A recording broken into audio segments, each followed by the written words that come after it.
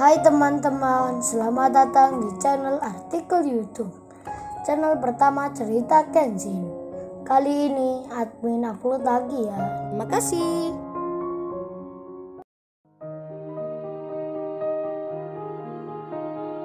Kisah pemuda kaya, anak bos besar, pemilik 73 perusahaan, yang menjadi cleaning service.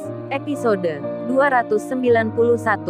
Ketika Kenshin tak sengaja berhenti di tepi jalan di depan restorannya Rena. Di saat itulah hal yang tak disangkanya terjadi. Di malam itu dirinya bertemu Yudis, yang sedang mengadakan pembukaan restoran. Kenshin yang hanya sekedar melihatnya, malah mendapat perkataan yang merendahkan. Bahkan dengan beraninya, Yudis itu bicara akan menendang. Kenshin yang melihatnya, mendengar perkataan Yudis itu pun terpancing untuk membalasnya. Dirinya berkata, kalau restoran lu besar, kok parkir mobil aja, harus pakai lahannya orang. Di halaman restoran, milik teman gua, apa nggak salah itu? Yudis pun jadi marah. Ia pun mendorong Kenshin, mengajaknya untuk berkelahi. Mendapat perlakuan itu, Kenshin mau tak mau, ia terbawa pula mengikuti, menepis tangannya Yudis, memegangnya dengan erat, hingga akan memelintirnya. Kenshin bermaksud membela diri dengan melakukan itu. Namun tiba-tiba, dua security-nya Yudis malah ikut-ikut pula. Yang satu menendang kakinya Kenshin dari arah samping, dan satunya lagi memukul dari belakang ke arah wajahnya Kenshin. Hal yang tak diduga itu pun membuat pegangan ke Yudis terlepas. Kenshin hampir-hampir terdorong ke belakang. Bahkan ia akan terjatuh. Namun dengan sigap, ia menegakkan badannya, kemudian berdiri tegak, lalu bersiap lagi mengatur kuda-kuda. Kenshin pun kini menghadapi 3 orang. Dengan raut wajah tersenyum, Kenshin tak sekalipun mundur, sampai terdengar suara teriakan dari seberang, yang meminta Yudis untuk berhenti. Hei kalian jangan berkelahi. Hentikan. Terlihat si Rena berlari menghampiri. Kenshin pun terkejut melihatnya. Di situ pula ada Shirley dan Niken. Lalu Yudis dan 2 security-nya, yang bersiap mengeroyok Kenshin itu, menghentikan niatnya. Apalagi temannya datang berkata, hei Yud, baiknya jangan dilanjutkan Yud. Lu jangan berkelahi lagi. Ini kan pembukaan restoran. Ada banyak tamu penting di sini. Entar kita yang rugi sendiri. Bisikan temannya itu membuat Yudis tersadar. Ia pun menahan emosinya. Lalu si Rena yang telah tiba langsung jadi marah. Bukannya mendekati Yudis, malah dirinya menghampiri Kenshin. Sambil ia bertanya, Mas Kenshin gak apa ya? Kenshin menjawabnya sambil tersenyum. Gak apa mbak, ini masalah kecil aja. Rena pun melanjutkan bicaranya. Ia berkata dengan nada marah. Kalian ini security. Kerja kalian ini gimana sih? Bukannya melerai, malah ikut berkelahi pula. Apa nggak malu kalian dilihat banyak orang? Security kok kayak gini? Bukan menjaga keamanan, malah ikut bikin keributan. Si Rena itu jengkel, karena tadi melihat 2 security ini ikut mengeroyok Kenshin. Kenshin yang di situ pun menyahut. Udah mbak Rena nggak apa. Aku pun nggak masalah. Lagian pukulan mereka itu nggak terasa sekali. Lalu Rena bilang ke Kenshin, baiknya Mas Kenshin, kembali aja ya. Entar di sini takutnya ada hal yang tak diinginkan. Dikala itu Renaldi, yang beserta ceweknya, dan juga pengusaha muda yang lain, baru turun dari mobilnya. Mereka semua pun melihat ke Kenshin. Kemudian bertanya-tanya tentang ceweknya Yudis. Kok si Rena itu malah menghampiri cowok ini?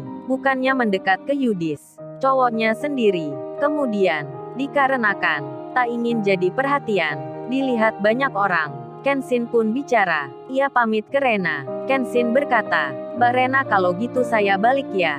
Daripada merepotin mbaknya. Si Rena menjawabnya, oh ya Mas Kenshin, hati-hati di jalan ya. Kenshin itu pun hendak naik mobilnya. Ketika membuka pintu, Yudis malah berkata, seakan mengoloknya, hey boy, lain kali kita lanjutkan berantem lagi. Oh ya, bilangin juga ke restoran temenmu ini, lebih baik tutup saja, daripada sepi tak ada yang beli. Kenshin menjawabnya, mengenai hal itu lu jangan salah sangka. Lu tunggu aja, entar besok kamu tahu sendiri. Siapa-siapa orang yang berkunjung ke restoran temanku. Lu jangan kaget melihatnya, tunggu tanggal mainnya. Kenshin lalu naik mobil. Sambil tersenyum ke Rena, ia meninggalkan tempat itu. Setelah hal yang demikian, si Rena, yang bersama Shirley dan Niken, lalu masuk lagi ke restoran. Si Rena itu tak mau bicara dengan Yudis. Ia pun malah kini akan mengajak orang tuanya, mama dan ayahnya, agar pulang saja, tak menghadiri acara ini. Sementara keadaan di luar sendiri, si Yudis sedang bicara dengan teman pengusahanya yang bersama para ceweknya. Yudis itu dibilang oleh Renaldi, "Yud, lu ngapain ngurusi cecunguk kayak tadi? Itu nggak level sama kamu. Katamu kemarin kerjanya cleaning service. Ngapain lu berkelahi sama cowok itu? Nurunin pangkat lu aja, kayak petinju kelas berat, melawan kelas terbang. Kan nggak level amat, urusi orang kayak gitu. Lu itu harusnya minta anak buah lu. Kok turun tangan sendiri?" Teman-temannya Yudis semuanya pun berkumpul. Mereka bicara sebentar tentang hal yang baru dilihatnya. Di lain tempat, Kenshin yang ada di perjalanan pulang, tiba-tiba pipinya terasa ngilu. Ia pun memegangnya. Meski tadi sempat bilang ke Rena, pukulan security itu tak terasa. Namun kini nyatanya, sedikit-sedikit ia merasakan sakit. Kemudian ia pun berhenti. Mobilnya diparkir di pinggir jalan. Dilihatnya dari kaca, pipi sebelah kirinya agak nampak lebam, berwarna kebiruan. Kenshin pun berpikir, ia mengira-ngira sendiri. Dalam benaknya berkata, "Wah, kalau gini pulang ke rumah, pasti ayah entar tanya, 'Ken gimana? Sudah kamu bagikan pesanan ayah?' Terus ayah melihat luka ini, bisa jadi ramai entar." Kenshin mempertimbangkan hal itu. Ia masih berpikir-pikir, menimbang-nimbang, gimana caranya bekas pukulan ini tak sampai diketahui. Di tengah Kenshin yang bingung, di saat itulah My Lovely telepon. Kaori pun menelpon Kenshin. Kenshin pun mengangkatnya. Kaori lalu bilang, sorry Sai, aku tadi di ruang tamu. Handphoneku ada di kamar. Jadi baru baca pesan kamu ini." "Oh ya, gimana ya? Kamu udah nganterin belum bingkisannya? Kalau belum aku ikut sekarang ya." Kenshin menjawabnya. "Udah Kaori, barusan ini selesai." Kaori pun menyahut, "Wah sayang nih Sai, padahal aku berharap banget nih akan ikut membagikan. Terus kalau gitu kamu sekarang ada di mana?" Kaori bertanya. Kenshin menjawabnya, "Ini aku di jalan Kaori. Akan balik pulang." Kaori pun bicara lagi, "Kalau gitu, mampir bentar dong ke rumah. Bisa nggak ya?" Kenshin menyahutnya, "Kan ini udah malam Kaori. Emangnya ada apa ya?" Kaori menjawabnya, "Ini Sai mama bikin roti. Enak loh, spesial banget. Pasti kamu belum pernah coba. Kesini bentar ya, bentar aja, paling nggak sampai setengah jam. Habis gitu kamu boleh pulang." Waduh, Kaori memaksa. Kenshin pun bingung jadinya, karena kondisinya yang kayak gini. Lalu Kenshin berkata, "Nggak bisa Kaori, lusa aja ya aku ke rumah kamu." Kaori pun menjawabnya, "Kalau nggak bisa datang, entar mama marah ke kamu loh. Lagian kan kamu mengajak aku. Aku pun selalu mau. Ganti aku minta kamu ke sini. Kamu menolaknya. Pakai hari lusa pula. Malas ah kalau gini." Mendengar hal itu, Kenshin menjawabnya, iya deh. Jangan marah gitu. Manja banget nih anak." "Oh ya Kaori, aku bisa minta tolong nggak ya?" Kaori menyahutnya. "Minta tolong apa Sai?" Kenshin bicara, "Ini aku titip mobil di rumah kamu. Boleh nggak? Soalnya malam ini, aku tidur di tempat kos aja. Entar aku telepon Iwan." Kaori pun bertanya, "Emang ada apa Sai? Kok kamu titip mobil di rumahku?"